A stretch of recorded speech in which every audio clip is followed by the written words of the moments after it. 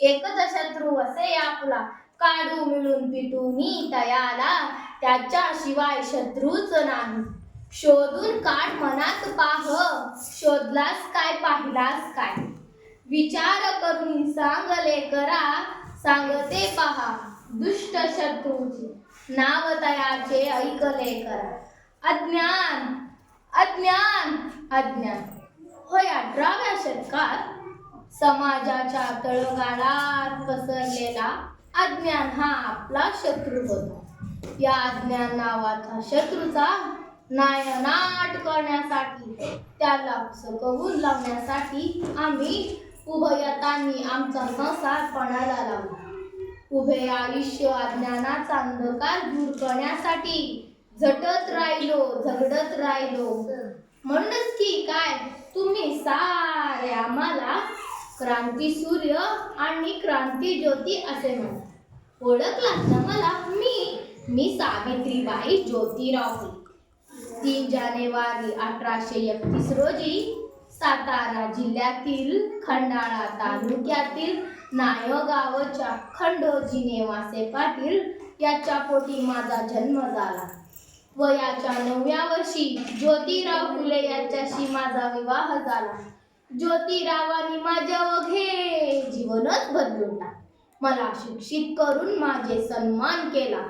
समाजाच्या अनिष्ट चाली रीती विरुद्ध लढण्याचे बळ मला ज्योतिरावांनी दिले आणि मी भारताची पहिली स्त्री शिक्षिका झाली. ज्ञानाचा प्रकाश प्रत्येकाच्या घरात पोहोचवण्यासाठी मी आजीवन ज्ञानधाराचे कार्य करत राहील. प्रत्येक स्त्रीच्या पंखानं ज्ञानाचे बळ भरावे, तिला अबलेपासून सबला बनवावे, असे जगावे. स्वप्न आम्ही पाहिले, पण माय माऊलीनो आम्ही पाहिलेलं हे स्वप्न त्यावेळच्या सनातनी लोकांना पंचनी पडणारे होते का?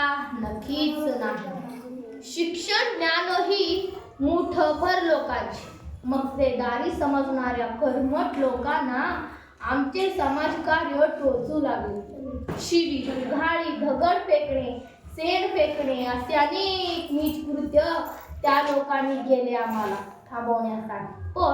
पण आम्ही थांबणारे होतो का?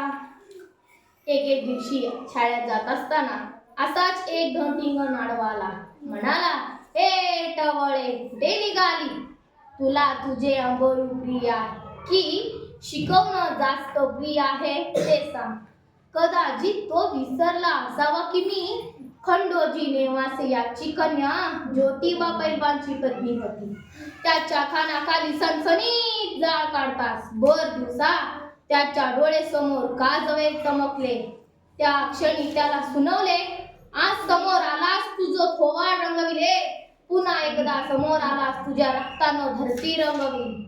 तसा कसा बसा सावरत तो तिथून निघून गेला.